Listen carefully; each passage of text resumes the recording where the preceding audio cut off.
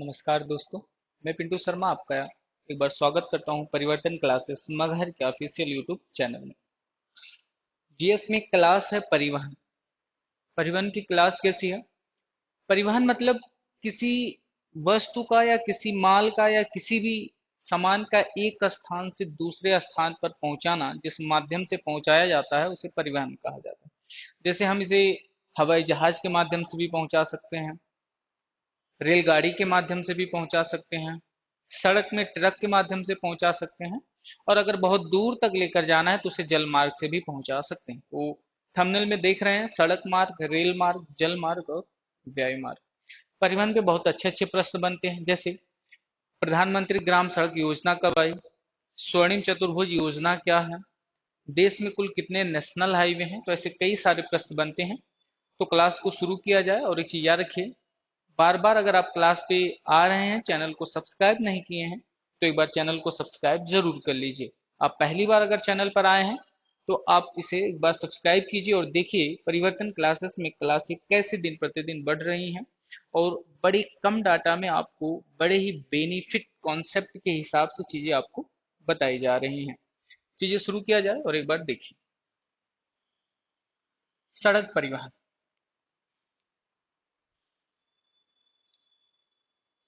अब याद रखिए, अगर आप एक बात समझें थोड़ा सा, जैसे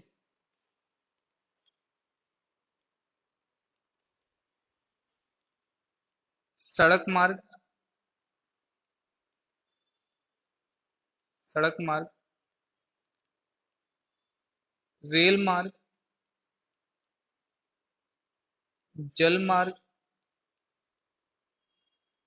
जल मार्ग और वायु मार्ग,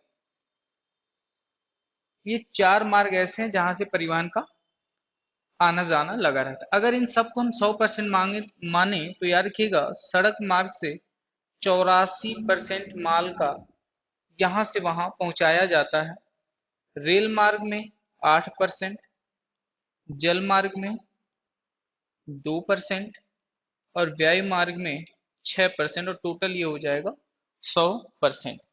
ये 100% का सब पूछा जाता है कि परिवहन में सबसे ज्यादा योगदान किसका है, तो सड़क मार्ग का परिवहन में सबसे ज्यादा योगदान है। ये चीज आप थोड़ा सा याद रखें। अब इसके बाद बात किया जाए कि प्रधानमंत्री ग्राम सड़क योजना कब शुरू हुई। प्रधानमंत्री ग्राम सड़क योजना,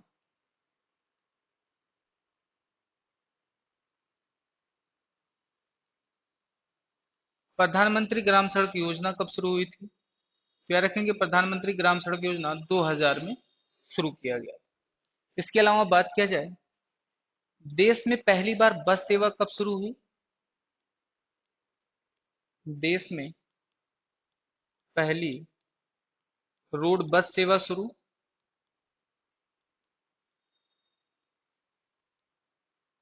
रोड बस सेवा शुरू। तो याद रखिएगा, पहली रोड बस सेवा जो शुरू हुई थी, ये शुरू हुई थी 1947 में, और यूपी में ही चली थी। और ये चली थी लखनऊ से बाराबंकी तक। बाराबंकी, लखनऊ से कहाँ तक चली थी? बाराबंकी तक चली। अगर आप याद रखें तो उस बस का नाम क्या था जो बस लखनऊ से बाराबंकी तक चली थी? बस का नाम था Awadh bus depot. Awadh bus depot. सड़क मार्ग में पूरे विश्व में भारत का कौन सा रैंक है? सड़क मार्ग में, सड़क मार्ग में भारत का रैंक, भारत का रैंक दूसरा है। अच्छा, अगर बात करें पहला किसका है, तो जो फर्स्ट रैंक है ये रैंक अमेरिका का है, दूसरा भारत का है, तीसरा चाइना का है। अगर आप सड़क पर चल रहे हैं तो सड़क पर चलने के लिए आपको फोर व्हीलर टू व्हीलर की जरूरत पड़ेगी। उसके लिए मोटर वाहन एक्ट कब आया ये जान लीजिए। देश में पहली बार मोटर वाहन एक्ट कब आया? मोटर वाहन एक्ट कब आया? तो मोटर वाहन एक्ट आया 1988। देश में पहली बार राष्ट्रीय राजमार्ग प्राधिकरण एक्ट कब आया? राष्ट्रीय राजमार्ग प्राधिकरण एक्ट कब आया? तो राष्ट्रीय राजमार्ग प्राधिकरण एक्ट कब आया? तो ये भी आया था 1988। इतनी चीजें आप याद रखेंगे, इसके बाद थोड़ी सी चीजें और भी अगर आप समझ पाए।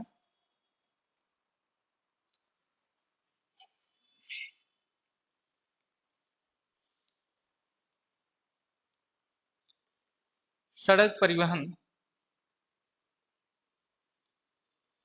के संगठन, सड़क परिवहन के संगठन, संगठन कौन कौन से अगर आप ध्यान दें तो एक संगठन का आप नाम सुने होंगे बीआरओ। एक संगठन कौन सा है? बीआरओ। अगर बीआरओ के बारे में थोड़ा सा चीज बताएं, बॉर्डर रोड ऑर्गेनाइजेशन, इसे हिंदी में क्या बोलते हैं? सीमा सड़क संगठन। सीमा सड़क संगठन। अच्छा, इस संगठन की स्थापना कब हुआ? बीआरओ की स्थापना पेपर में कई बार पूछा गया है, ये आपके लिए जानना बहुत जरूरी है कि बीआरओ संगठन की स्थापना कब हुआ था। तो याद रखिएगा, इस संगठन की जो स्थापना हुआ वो हुआ मई 1960। दो प्रोजेक्ट के तहत मई 1960 में इस संगठन की स्थापना हुआ था। प्रोजेक्ट दो थे, एक प्रोजेक्ट का नाम था प्रोजेक्ट तुस्कर और दूसरे प्रोजेक्ट का नाम था प्रोजेक्ट विक्रांत। बात करें इसका कार्य क्या है? कार्य है पहाड़ी क्षेत्र में, पहाड़ी क्षेत्र में, पहाड़ी क्षेत्र में सड़क का निर्माण करना, सड़क का निर्माण करना, पहाड़ी क्षेत्र में सड़क का निर्माण करना। दूसरी बात बताएं कि बीआरओ द्वारा बनाई गई सबसे ऊंची सड़क कौन सी है? सबसे ऊंची सड़क, बीआरओ द्वारा बनाई गई सबसे ऊंची सड़क का नाम है उमलिंगला सड़क। उमलिंगला सड़क। और ये सड़क किसके सीमा के पास बनाई? चीन की सीमा के पास। और सबसे ऊंची है तो याद रखिएगा 19,024 फुट इसकी क्या है? ऊंचाई। ये हो गया पहला संगठन। दूसरे संगठन के बारे में अगर हम बात बताएं आपको कि दूसरा संगठन कौन सा है, तो दूसरे संगठन का नाम है, याद रखेंगे आप, national highway authority of India. National highway authority of India.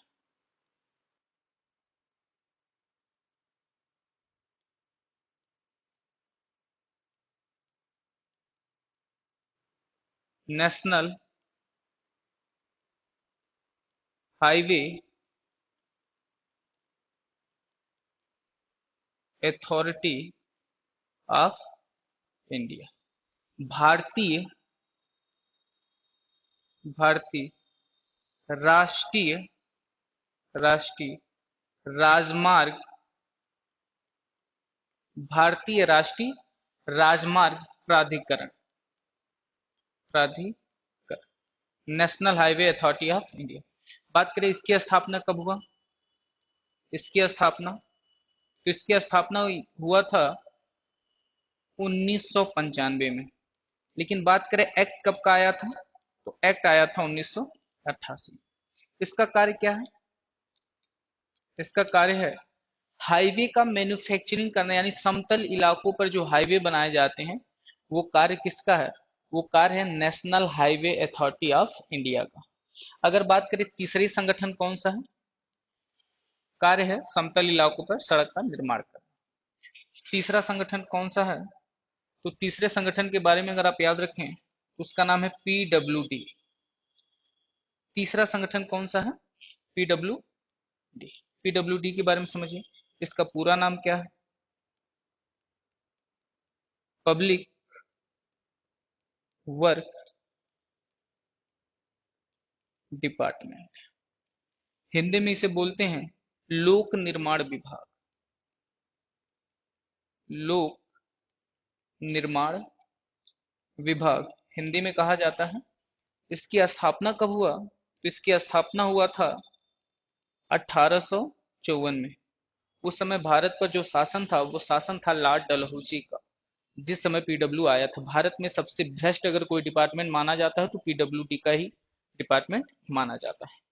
इसके अलावा बात करें इसका कार्य क्या है, कार्य, तो इसका कार्य है ग्रामीण इलाकों की सड़कों का निर्माण करना।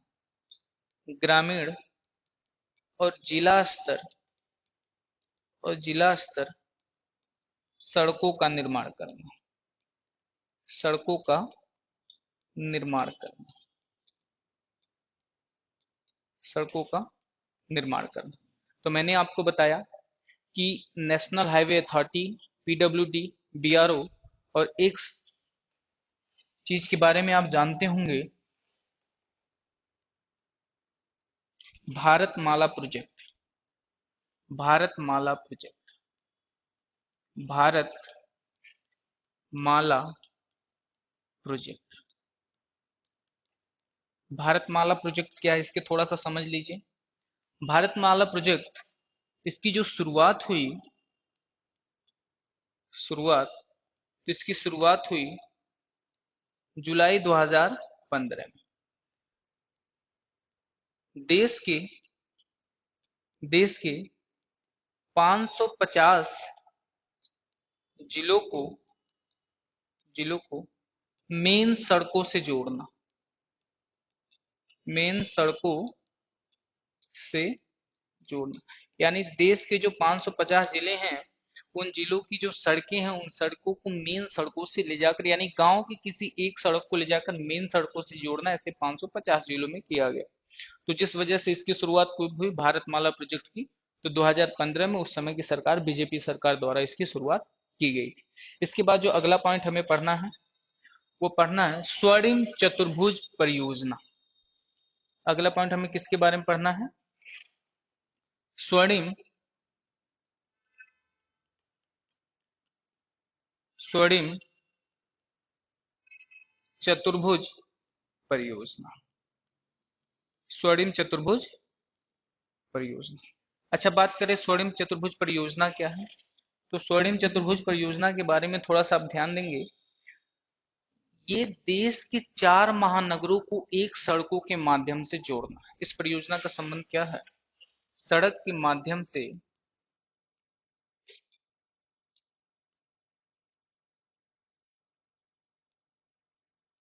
सड़क के माध्यम से, सड़क के माध्यम से देश की, देश के 4 महानगरों को जोड़ना, 4 महानगरों को जोड़ना, ये स्वर्णिम चतुर्भुज परियोजना। अच्छा, वो 4 महानगर कौन कौन से हैं, तो याद रखेंगे वो 4 महानगरों की अगर हम बात करें कि वो 4 महानगर कौन कौन से हैं, तो अगर आप ध्यान दें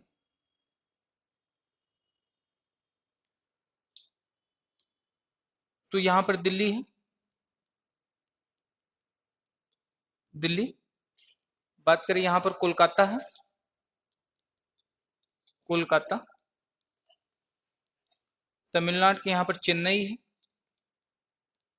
चेन्नई। और महाराष्ट्र पर यहाँ क्या है? मुंबई। यहाँ क्या है? मुंबई। तो ये देश के कितने महानगर हो गए?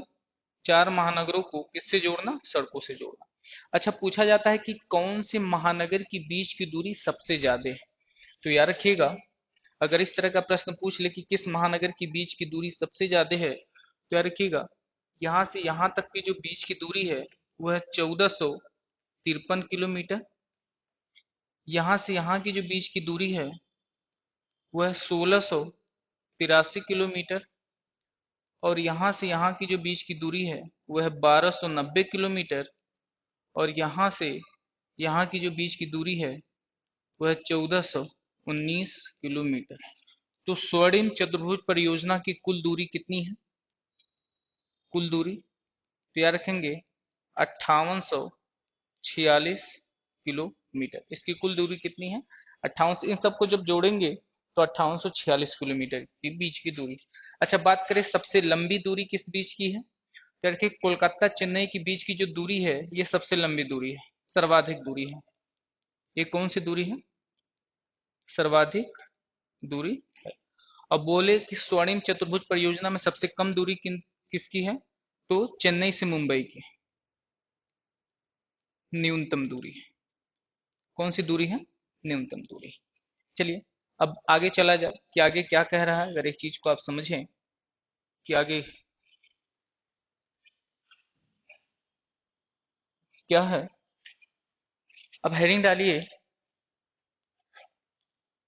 सड़क परिवहन के, सड़क परिवहन के राष्ट्रीय राजमार्ग, राष्ट्रीय राज सड़क परिवहन के राष्ट्रीय राजमार्ग जिसे हम नेशनल हाईवे कहते हैं। नेशनल हाईवे से प्रश्न कैसा बनता है इसके बारे में अगर हम थोड़ा सा ध्यान दें तो आप एक चीज पर थोड़ा जोर दीजिएगा। सबसे पहले पूछा जाता है नेशनल हाईवे एक, नेशनल हाईवे एक ये कहां से कहां तक के लिए है, तो याद रखेंगे नेशनल हाईवे एक ये श्रीनगर से, श्रीनगर से लेह तक। इसके बाद अगर बात करें दूसरा नेशनल हाईवे 19, नेशनल हाईवे 19 इसे नेशनल हाईवे एक और नेशनल हाईवे दो भी कहते हैं, दो भी कहते हैं। इसी नेशनल हाईवे 19 को, नेशनल हाईवे 19 को क्या बोलते हैं, नेशनल हाईवे 19 को, नेशनल हाईवे 19, नेशनल हाईवे 19 को GT road, grand truck road बोलते हैं, रोड के नाम से जानते हैं, रोड के नाम से जानते हैं। अच्छा, आपसे पूछा जाता है कि जीटी रोड का जनक कौन है, तो याद रखिएगा अगर बात करें आधुनिक रूप में जीटी रोड का जनक कौन है तो आकलैंड। लेकिन बात करें कि किस शासन के शासन काल में जीटी रोड का निर्माण करवाया गया था तो वो नाम है शेषासुरी। जब आप मुगल वंश पढ़ेंगे तो वहां पर एक किरदार पढ़ेंगे शेषासुरी। इसकी दूरी कितनी है, ये कहां से कहां तक के लिए है, नेशनल हाईवे 19, तो याद रखेंगे ये दिल्ली से कोलकाता तक। कहां से? दिल्ली से कोलकाता तक, दिल्ली से कोलकाता तक। अच्छा, इसके बाद पूछे और भी कोई नेशनल हाईवे जहां से प्रश्न पूछा जाता है, तो नेशनल हाईवे एक है नेशनल हाईवे 44। अच्छा, यहां से क्या प्रश्न पूछा जाता है नेशनल हाईवे 44 से, ये देश का सबसे लंबा नेशनल हाईवे है। देश का कौन सा नेशनल हाईवे है? सबसे लंबा नेशनल हाईवे है। अच्छा, बात करें ये कितने राज्यों से होकर जाता है, 11 राज्यों से होकर जाता है, 11 राज्यों से होकर जाता है। देश का सबसे लंबा नेशनल हाईवे कितने राज्यों से होकर जाता है? 11 राज्यों से होकर जाता है। और इसके बाद अगर बात करें इसी नेशनल हाईवे को लेकर तो याद रखिएगा ये श्रीनगर से शुरू होकर, श्रीनगर से कन्याकुमारी तक, श्रीनगर से कन्याकुमारी तक जाता है। श्रीनगर से कहां तक जाता है? कन्याकुमारी तक जाता है। जो देश का सबसे लंबा नेशनल हाईवे कौन सा है? National highway 44। अच्छा, अगर इसके अलावा बात करें कि कोई नेशनल हाईवे के बारे में तो एक चीज याद रखिएगा, नेशनल हाईवे 27, नेशनल हाईवे 27। यहाँ पे एक पॉइंट याद रखिएगा, देश का, देश का दूसरा, दूसरा सबसे लंबा नेशनल हाईवे है। देश का कौन सा सबसे लंबा नेशनल हाईवे है, तो दूसरा सबसे लंबा नेशनल हाईवे है।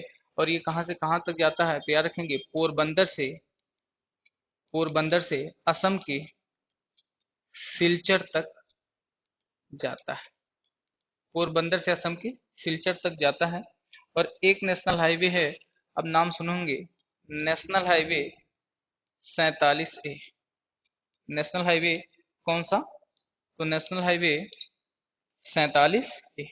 अच्छा, याद रखिएगा नेशनल हाईवे 47A से क्या प्रश्न पूछा जाता है, देश का सबसे छोटा नेशनल हाईवे है,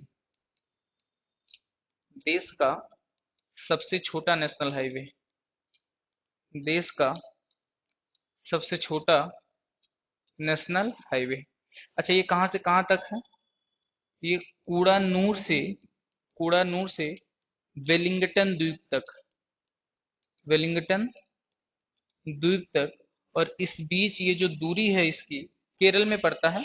ये लगभग 6 किलोमीटर, 5.9 के आसपास में है, लेकिन लगभग 6 किलोमीटर के आसपास की इसकी दूरी माना जाता है। अच्छा, इसके अलावा अगर आप थोड़ा सा ध्यान दें, गलियारा क्या होता है, पेपर में खूब पूछा जाता है। गलियारा,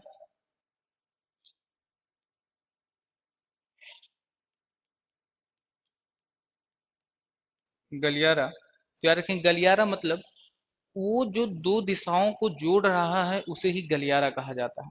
तो भारत में कितने गलियारे हैं? दो गलियारे हैं, एक उत्तर दक्षिण गलियारा और एक है पूरब पश्चिम गलियारा। तो देखा जाए उत्तर दक्षिण गलियारा,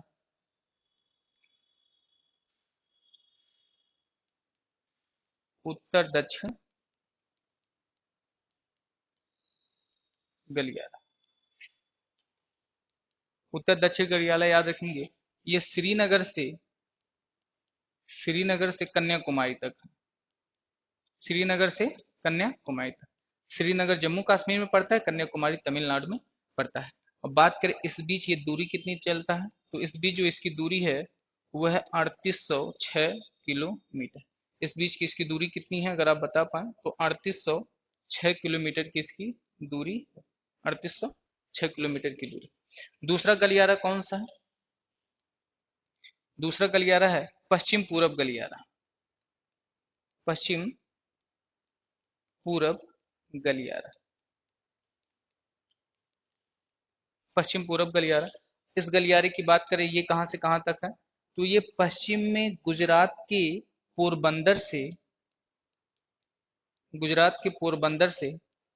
असम के सिलचर तक, गुजरात के पोरबंदर से असम के सिलचर तक है।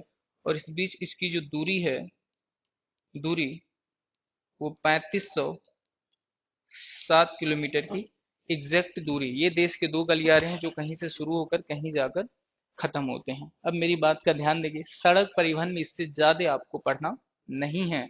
अब इसके बाद हम आते हैं अगले परिवहन पर, और वो अगला परिवहन कौन सा है, और उसका नाम है क्या? रेल परिवहन। दूसरा कौन सा है? रेल परिवहन। दूसरा परिवहन का नाम क्या है? रेल परिवहन। अब रेल के बारे में कुछ चीजें समझ लीजिए।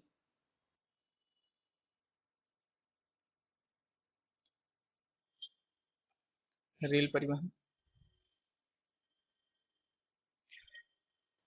भारत में रेलवे का जनक किसे कहा जाता है, और पूरे विश्व में रेलवे का जनक जो है वो जॉर्ज स्टीफन को कहा जाता है।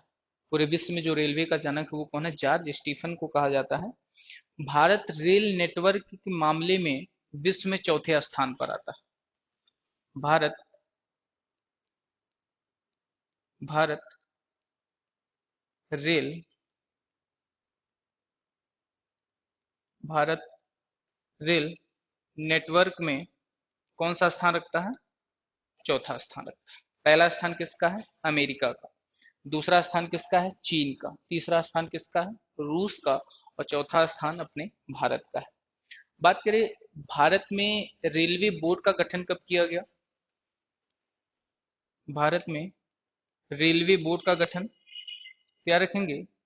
रेलवे बोर्ड का गठन किया गया था इस भारत देश में, तो 1905 में रेलवे बोर्ड का गठन किया गया था। 1905 से कुछ चीजें याद रखेंगे, जैसे 1905 में भारत में विश्वविद्यालय, नहीं, बंगाल विभाजन भी हुआ था। विश्वविद्यालय एक्ट 1904 में आया था, और 1905 में रेलवे बोर्ड का क्या हुआ था? गठन भी हुआ था। इसके अलावा अगर हम थोड़ा सा आपको चीजें रिकॉल करवाएं, तो रेलवे दिवस कब मनाया जाता है? बात करें रेलवे दिवस,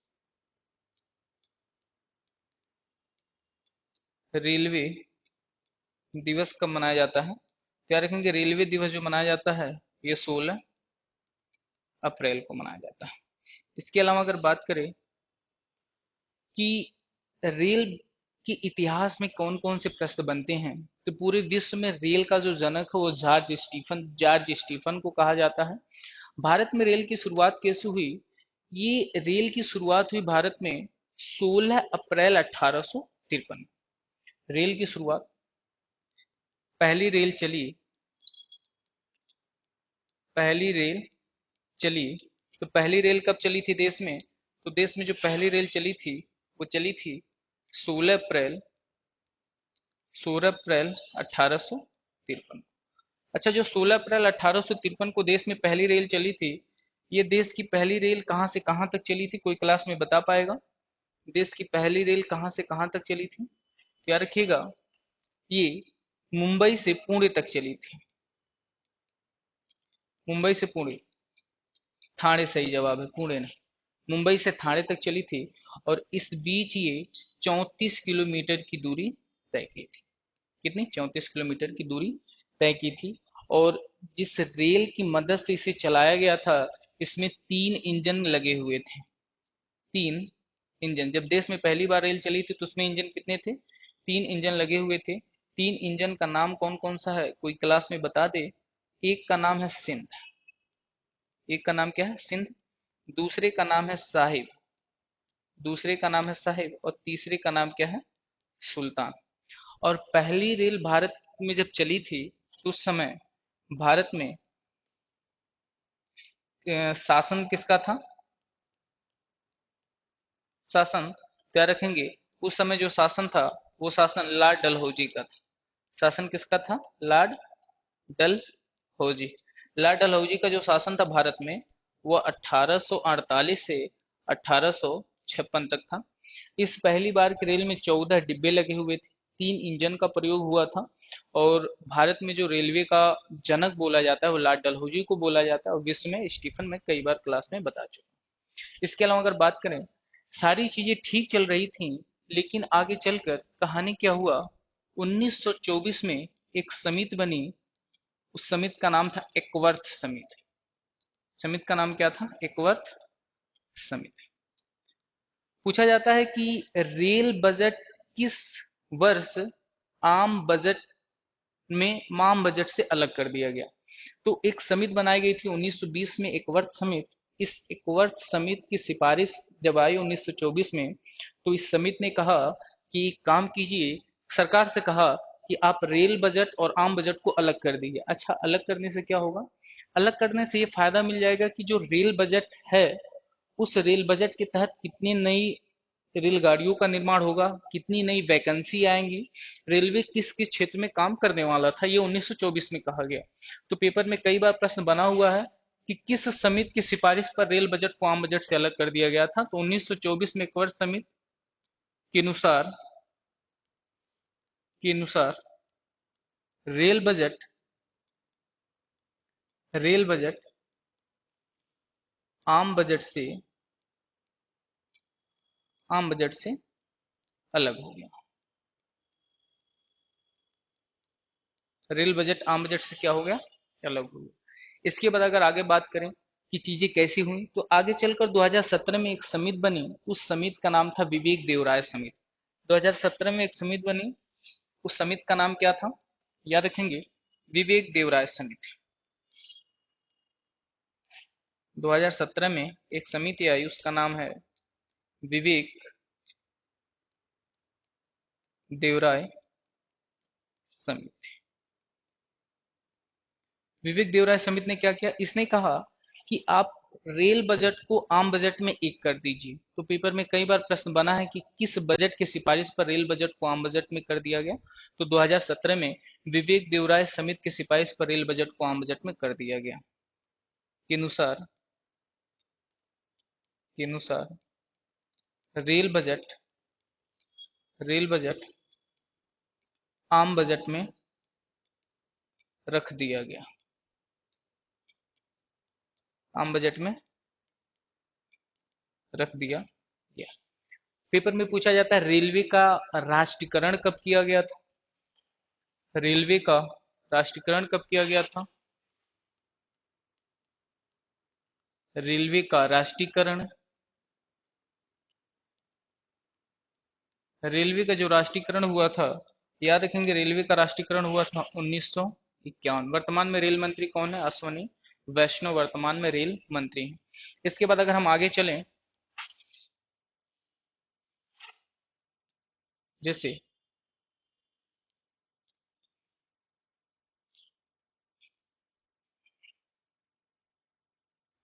हमने आपको बताया रेल बोर्ड का गठन कब हुआ, कौन सी समिति ने इसे अलग किया, कौन सी समिति ने इसे एक किया, रेलवे दिवस कब मनाते हैं, और भी कई सारे तथ्यों को हमने बताया। आप नोट पेन करते हुए कॉपी में चलिएगा और एक चीज याद रखिएगा, मैं फिर कह रहा हूं, अगर आप चैनल पर पहली बार हैं तो चैनल को सब्सक्राइब कर लीजिए। बार बार आपको इस तरह की क्लासेस यूट्यूब पर नहीं मिलती हैं। परिवर्तन क्लासेस आपके लिए कंसेप्ट वाइज क्लास लेकर आता है, और जब भी आप जीएस की क्लास पाएंगे तो और उससे बेहतर ही पाएंगे। और याद रखिएगा, आप जहाँ का जो भी कंटेंट होगा वो आपके एग्जाम वेरिएंट के अनुसार होगा। ऐसा बिल्कुल नहीं होगा कि आपके एग्जाम से बाहर आए। जिस एग्जाम में आप तैयारी कर रहे हैं और इस एग्जाम में मैथ, रीजनिंग, हिंदी, जीएस पूछा जाता है, तो यहाँ से जीएस इनफ होगा। आप चाहे साइंस उठाकर देख लें, चाहे जीएस उठाकर देख लें, चाहे इंग्लिश उठाकर देख लें, कोई भी चीज उठाकर आप जीएस में अगर देख रहे हैं तो यहाँ पर सबसे बेस्ट मिलेगी आप। एक चीज याद रखिए, पहली इलेक्ट्रिक ट्रेन कब चली? पहली इलेक्ट्रिक ट्रेन, तो पहली इलेक्ट्रिक ट्रेन चली थी फरवरी 1925। कब चली? 3 फरवरी 1925। कहां से कहां तक चली थी? तो याद रखिएगा, बॉम्बे बीटी से कुल्ला हावर के बीच चली थी। बॉम्बे बीटी से कुर्ला हावर के बीच चली थी। इसके बाद अगर बात करें कि पहली सुपरफास्ट ट्रेन कब चली थी? पहली सुपर फास्ट ट्रेन देश में कब चली थी? तो पहली सुपरफास्ट जो ट्रेन देश में चली थी वो 1969 में चली थी, और ये चली थी दिल्ली से हावड़ा तक। कहां से चली थी? दिल्ली से हावड़ा तक चली थी। बात करें भारत की सबसे तेज चलने वाली ट्रेन कौन सी है? भारत की भारत की सबसे तेज चलने वाली ट्रेन, सबसे तेज चलने वाली ट्रेन कौन सी है? तो जो भारत की सबसे तेज चलने वाली ट्रेन है उसका नाम है, तेज से गति आएगा तो गति से गतिमान एक्सप्रेस। गतिमान एक्सप्रेस। अच्छा, अगर ये सबसे तेज चलती है तो इसकी स्पीड कितनी है? 160 किलोमीटर प्रति घंटा। ये कहां से कहां तक चलती है? तो याद रखेंगे, ये दिल्ली से झांसी तक चलती है। कहां से कहां तक चलती है? दिल्ली से झांसी तक चलती है। इसके अलावा अगर कभी ऑप्शन में ये ना मिले ना आपको, क्या ना मिले, गतिमान एक्सप्रेस, तो दूसरा ऑप्शन याद रखेंगे, जो भारत की सबसे तेज चलने वाली ट्रेन है उसका नाम है वंदे भारत। वंदे भारत। वंदे भारत का पहले नाम क्या हुआ करता था? T18। और ये देश में पहली बार कब चली थी? तो ये चली थी दिल्ली से कटरा तक। दिल्ली से कटरा, फिर उसके बाद चली थी दिल्ली से वाराणसी। अब इसकी कई सारे रूप आप देखे होंगे, कई स्टेशन चलते हैं और कई जगह चलती हैं, लेकिन याद रखिएगा इसकी भी स्पीड 160 ही है। दोनों ट्रेनों की स्पीड कितनी है? 160। अब बात आगे चले।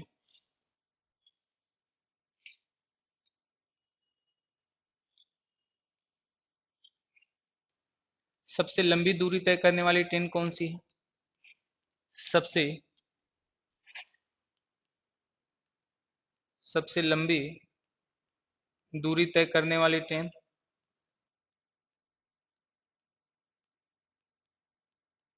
सबसे लंबी दूरी तय करने वाली ट्रेन कौन सी है?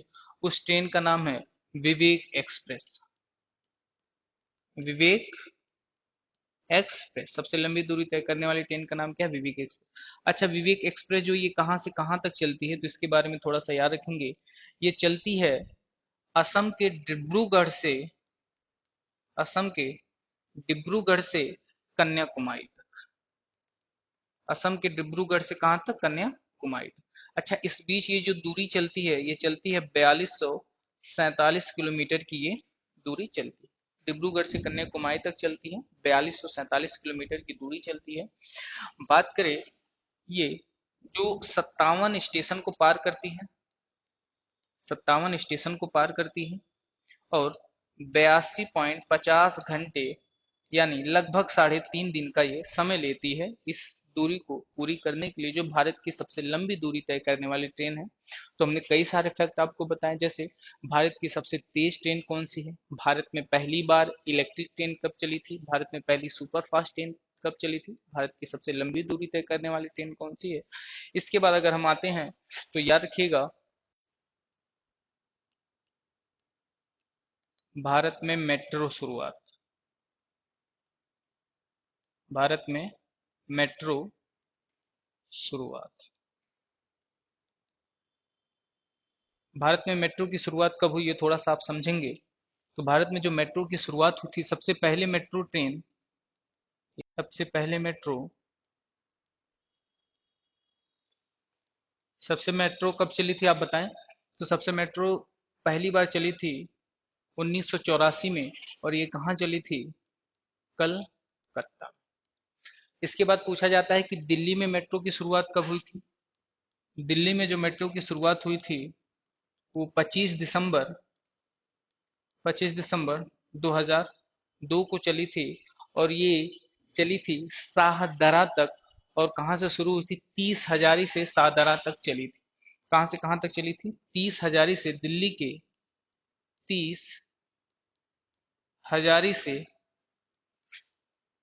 शाहदरा के बीच दिल्ली की पहले मेट्रो चली थी। अच्छा, बात करें बेंगलुरु में मेट्रो कब चली पहली बार? बेंगलुरु में जो पहली बार मेट्रो चली 2011 में। बात करें मुंबई में पहली बार मेट्रो कब चली? मुंबई में चली 2014 में। बात करें जयपुर और चेन्नई में पहली बार मेट्रो कब चली? जयपुर और चेन्नई में पहली बार मेट्रो कब चली? तो ये चली थी 2015 में। इसके बाद अगर बात करें कि उत्तर प्रदेश के लखनऊ में पहली बार मेट्रो कब चली थी, तो उत्तर प्रदेश के लखनऊ में पहली बार जो मेट्रो चली थी वो चली थी 2017 में।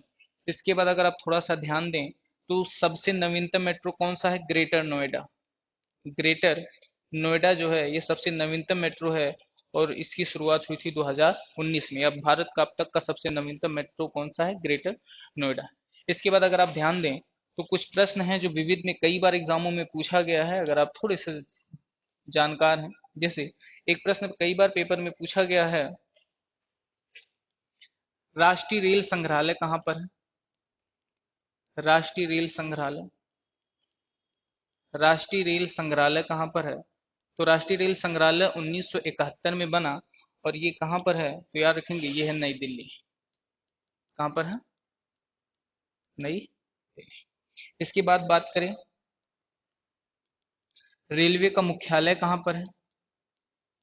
रेलवे का मुख्यालय, और बात करें रेलवे का सबसे बड़ा जोन कौन सा है? रेलवे का सबसे बड़ा जोन कौन सा है? जोन, तो रेलवे का चाहे मुख्यालय की बात करें चाहे रेलवे के सबसे बड़े जोन की बात करें, तो कहाँ पर है? नई दिल्ली में। कहाँ पर? नई दिल्ली। आप एक बात याद रखिएगा, भारत का सबसे ऊंचा रेलवे स्टेशन कौन सा है? भारत का सबसे ऊंचा, भारत का सबसे ऊंचा रेलवे स्टेशन, भारत का सबसे ऊंचा रेलवे स्टेशन कौन सा है? तो जो भारत का सबसे ऊंचा रेलवे स्टेशन है उसका नाम है घूम रेलवे स्टेशन। कौन सा रेलवे स्टेशन? घूम रेलवे स्टेशन, और ये कहाँ पड़ता है? पश्चिम बंगाल में। भारत का सबसे ऊंचा रेलवे पुल कौन सा है? भारत का सबसे ऊंचा रेलवे पुल कौन सा है? भारत का सबसे ऊंचा रेलवे पुल कौन सा है? तो भारत का जो सबसे ऊंचा रेलवे पुल है उसका नाम है चिनाब, चिनाब रेलवे पुल। चिनाब रेलवे पुल ये कहाँ पर है? जम्मू कश्मीर में। आपसे एक प्रश्न पूछ ले, अगर आप बता पाए कि भारत का सबसे लंबा रेलवे स्टेशन कौन सा है? भारत का सबसे लंबा रेलवे स्टेशन कौन सा है? सबसे लंबा रेलवे स्टेशन कौन सा है? तो जो भारत का सबसे लंबा रेलवे स्टेशन है आप उसे याद रखिएगा, हुबली। हुबली कहाँ का? कर्नाटक का। भारत का सबसे लंबा रेलवे स्टेशन कर्नाटक का हुबली। जब ऑप्शन में आपको कर्नाटक का हुबली नहीं मिलेगा तब आप गोरखपुर मारिएगा, उत्तर प्रदेश का गोरखपुर। ये रिकॉर्ड अभी हाल ही में कुछ समय पहले टूटा है। इसके बाद चलते हैं, देखते हैं रेलवे में जोनों की संख्या कितनी है।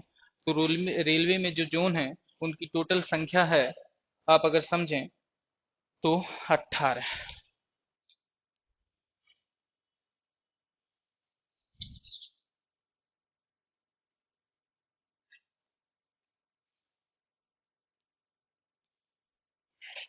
ये चीज याद रखिए। ट्रेन की पटरियों के बीच की दूरी को क्या कहा जाता है? ट्रेन की पटरियों के बीच की दूरी, पटरियों के बीच की दूरी को गेज कहते हैं। क्या कहते हैं? गेज कहते हैं। जो ट्रेन की पटरी है इनके बीच की दूरी को क्या कहा जाता है? गेज कहा जाता है। और भारत में 4 प्रकार के गेज पाए जाते हैं। भारत में कितने प्रकार के गेज पाए जाते हैं? 4 प्रकार। ट्रेन की पटरियों के बीच की दूरी को गेज कहते हैं। तो एक होता है ब्रॉड गेज,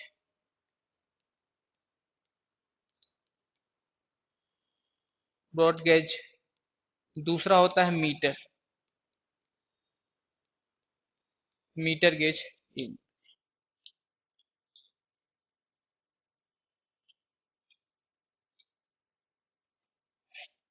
पहला, दूसरा, तीसरा और चौथा।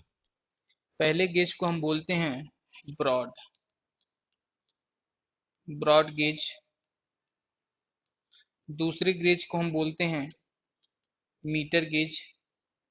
तीसरे गेज को हम बोलते हैं नैरो गेज, नैरो गेज। चौथे गेज को हम बोलते हैं लिफ्ट गेज, लिफ्ट गेज। अच्छा, ये किस पटरी के बीच की दूरी को बता रहा है, आप ये समझ लीजिए। जैसे पटरियों की जो बीच की दूरी है, मान लीजिए ये कोई पटरी है या ये कोई पटरी है। इस पटरी की बीच की दूरी पर अगर आप ध्यान देंगे तो एक तो ये गैप है, ये वाला गैप। और एक होता है इस पटरी पर इस तरह का खंभा, पोल टाइप सपोर्ट के लिए रखा गया होता है जो इन लोगों को आपस में जोड़ता है। और एक गैप होता है, कौन सा गैप? ये वाला गैप, ये वाला गैप।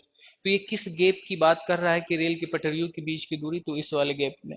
और कई सारे धुरंधर खिलाड़ी होते हैं जो रेलवे की लाइनों पर चलते भी हैं और गिरते भी हैं और अपना मुंह खोल लेते हैं।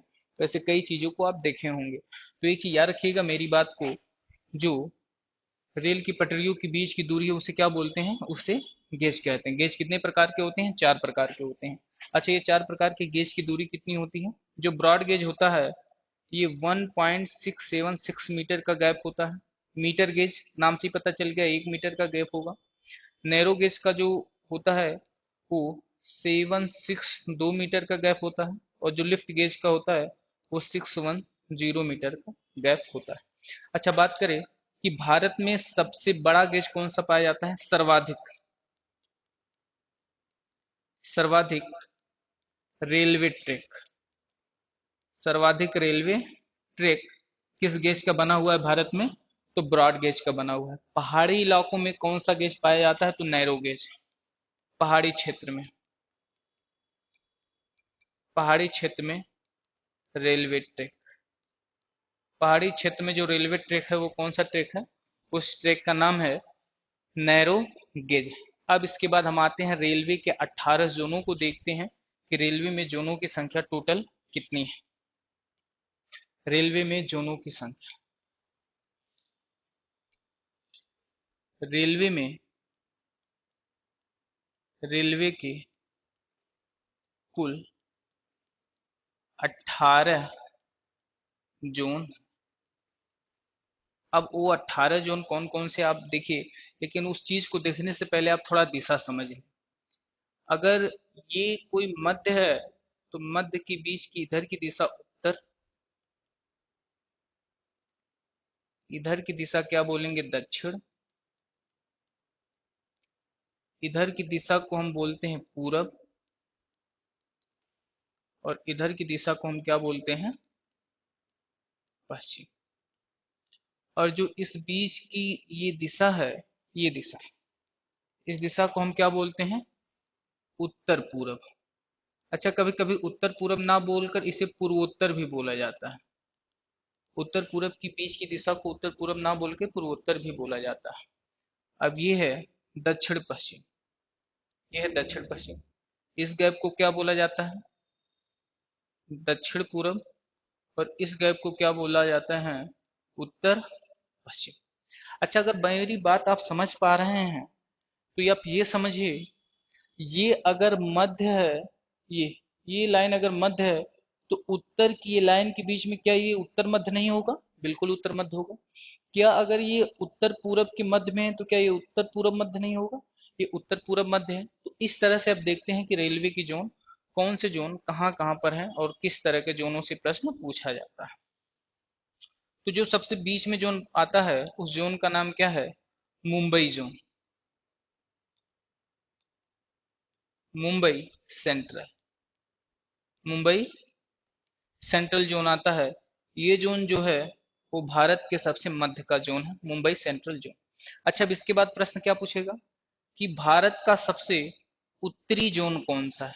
तो जो भारत का सबसे उत्तरी जोन है उसका नाम है दिल्ली। भारत का सबसे उत्तरी जोन कौन सा है? दिल्ली। बात करेगा उस, इसके माध्यम से आप यहां पर समझेंगे कि चीजें मैं कैसे आपको बता रहा हूं। अब इसके बाद अगर बात करेगा, अगर आप समझ पाए,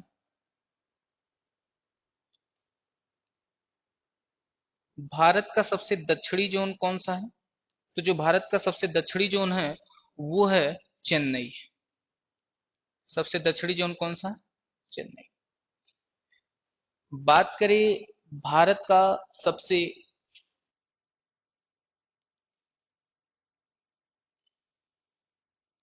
भारत का सबसे पश्चिमी जोन कौन सा है? तो भारत का सबसे पश्चिमी जोन है चर्च गेट मुंबई। चर्च गेट मुंबई। आप कहेंगे क्या सर मुंबई के दो जोन हैं? जी हाँ, मुंबई के दो नहीं, मुंबई के तीन जोन हैं। एक है मुंबई सेंट्रल, एक है चर्च गेट मुंबई, और एक है कोंकण मुंबई। अच्छा, पेपर में प्रश्न पूछा गया है कि 18 जोनों में कौन सा जोन सबसे नवीनतम जोन है? तो विशाखापट्टनम सबसे नवीनतम जोन है जो 18वां जोन बना है, दक्षिणी तटीय जोन है। किस जोन के तीन जोन है? तो मुंबई जोन के तीन जोन है, जैसे मुंबई सेंट्रल हो गया, चर्चगेट मुंबई हो गया, कोंकण मुंबई हो गया। किसके दो जोन है? कोलकाता के, एक कोलकाता, एक कोलकाता मेट्रो है। सारी चीजों को हम देखते हैं, आप क्लास में बने रहें। इसके बाद बात करें सबसे पूर्वी जोन कौन सा है? तो जो सबसे पूर्वी जोन है उस जोन का नाम है कोलकाता। कोलकाता। सबसे पूर्वी जोन का नाम क्या है? कोलकाता। अगर आप इस पे थोड़ा सा ध्यान दें, ये जोन, ये जोन,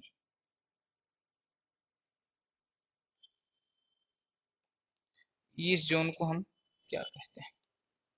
आप समझे? तो ये उत्तर पूर्व यानी पूर्वोत्तर को जोन को हम क्या बोलते हैं? गोरखपुर। गोरखपुर पूर्वोत्तर के जोन को गोरखपुर बोला जाता है। अब इस जोन को हम क्या बोलते हैं? तो इस जोन को हम बोलते हैं, अगर आपको पता हो, नहीं पता, चलिए यहाँ पर आइए, इस जोन को हम बोलते हैं जयपुर। इस जोन को हम क्या बोलते हैं? जयपुर। इस जोन को बोला जाता है कोलकाता मेट्रो। कोलकाता मेट्रो। तो कोलकाता के दो जोन होंगे, एक तो हो गया कोलकाता और एक हो गया कोलकाता मेट्रो। अब चीजें आप समझें तो गोरखपुर, इसे बोलते हैं हुबली। इसे क्या बोला जाता है? हुबली। अब याद रखें, अब कहानी असली शुरू होती है। उत्तर मध्य के बीच में कौन सा जोन आता है? उत्तर मध्य के बीच में एक जोन आता है जिसका नाम है इलाहाबाद। बात शब्द याद रखेंगे। चेन्नई मध्य के बीच में कौन सा जोन आता है? सिकंदराबाद। सिकंदरा, चेन्नई मध्य के बीच में कौन सा जोन आता है? सिकंदर। तो याद रखिए, ये भी लास्ट में बात और ये भी लास्ट में बात। अच्छा, बात करें पश्चिमी मध्य के बीच में कौन सा जोन आता है? तो पश्चिमी मध्य के बीच में एक जोन आता है जिसका नाम है जबलपुर। पश्चिमी मध्य के बीच में एक जोन आता है जिसका नाम क्या है? जबलपुर। अच्छा, इसे कैसे याद रखेंगे? ये पूर्व इसमें याद रखेंगे, और उसी तरफ पूर्वी मध्य में एक जोन आता है जिसका नाम है हाजीपुर। पूर्वी मध्य के बीच में एक जोन आता है जिसका नाम क्या है? हाजीपुर। बात करें दक्षिण पूर्व मध्य के बीच में एक जोन आता है जिसका नाम है बिलासपुर। जिसका नाम क्या है? बिलासपुर। और बात करें ये, इस तट को क्या बोलते हैं? पश्चिमी तट पर पश्चिमी तटीय जो जोन है उस जोन को क्या बोलते हैं? तो पश्चिमी तटीय जोन को बोला जाता है कोंकण मुंबई। पश्चिमी तटीय जोन को क्या बोलते हैं? कोंकण मुंबई बोलते हैं। अगर आप थोड़ा सा और भी ध्यान दें, ये पूर्वी तटीय जोन है। पूर्वी तटीय जोन को क्या बोलते हैं? पूर्वी तटीय जोन को बोलते हैं भुवनेश्वर जोन। पूर्वी तटीय जोन को क्या बोलते हैं? भुवनेश्वर। पूर्वी तटीय जोन को क्या बोलते हैं हम? भुवनेश्वर जोन। एक मिनट रुक जाइए। पूर्वी तटीय जोन को हम क्या बोलते हैं? भुवनेश्वर जोन।